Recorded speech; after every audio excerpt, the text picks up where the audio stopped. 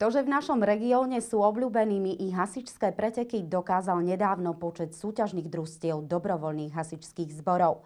Najväčšie zastúpenie spomedzi súťažiacich mal už tradične susedný Vrbov.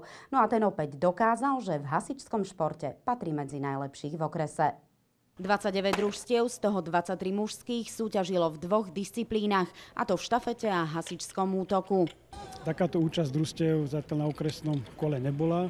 Zloženie družstiev je 8-členné, s tým, že tam môže byť jeden náhradník, to môže byť ten šofér, strojník, záleží od toho družstva, ale tých 8 súťažiacich je prezentovaných. Na každú súťaž sú jednotliví rozhodcovia, ktorí sú predtým školení, poučení.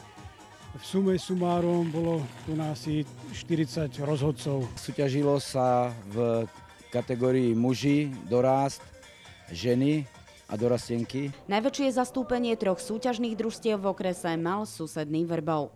Treba povedať, že tí naši dorastenci sa zodpovedne pripravujú na tieto súťaže, vzhľadom na to, že už minulý rok súťažili. Dievčatka, som veľmi rád, že sa dali dokopy v podstate v posledných dňoch a možno jeden deň stihli trénovať, takže vrela vďaka im za to. Neboli nejaké rekordné časy, ale na takéto počasie tie výsledky, ja si myslím, že boli na dočakávanie. No a darilo sa aj vrbovským družstvám, najmä tým mladým.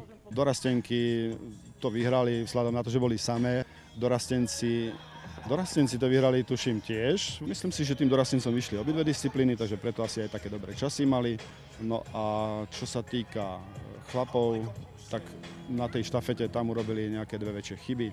Hasiaci prístroj, myslím, že im spadol, a potom ešte prenášanie vrecúška na podložku.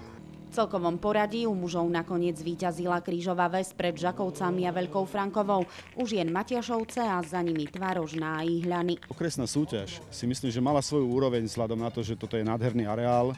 Je to fakt ideálny priestor na takéto podujatie, aj vzhľadom na to, že je možné na tribúne umiestniť množstvo ľudí, ktorí majú nádherný výhľad, môžu sa pozerať na jednotlivé disciplíny a myslím si, že sa nemusia tlačiť okolo dráh. V rámci regiónu je organizovaných 17 súťaží po jednotlivých obciach. Zbory, ktoré majú záujem, môžu navštíviť Popradský okres. Na internete sú jednotlivé termíny týchto súťaží a je to na rozhodnutí zborov a ich finančných možností, na ktorú súťaž pôjdu.